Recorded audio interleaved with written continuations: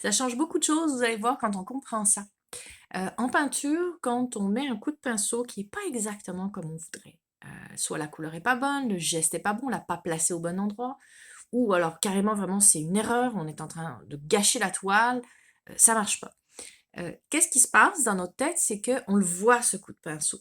Contrairement à quelqu'un qui s'entraîne ou qui s'amuse ou si vous vous amusez avec de la musique, une guitare, vous vous entraînez, vous vous amusez exactement comme en peinture, vous faites une fausse note, vous faites un petit peu comme ça et puis après, vous recommencez et c'est pas grave. Et ben, en peinture, ça devrait être pareil, mais le problème, c'est que la fausse note, elle s'envole. Le trait de pinceau qu'on a fait qui est pas comme on voudrait, il est là, dans notre face tout le temps, on le voit, ça nous rappelle qu'on s'est trompé et on a une petite tendance à focaliser là-dessus. Alors que ce qu'il faudrait tout simplement, surtout si vous travaillez à l'acrylique, on a tellement le droit à l'erreur à l'acrylique, c'est tout simplement faire comme la fausse note, on l'oublie et on continue.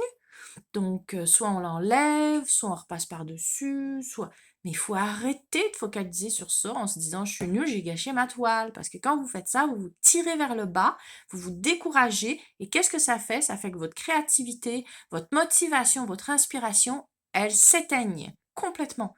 Donc si vous faites un mauvais coup de pinceau à un moment donné, c'est pas grave, hein, dites-vous qu'il y a juste ceux qui font jamais rien qui se trompent pas et puis continuez, tout simplement. Bye bye.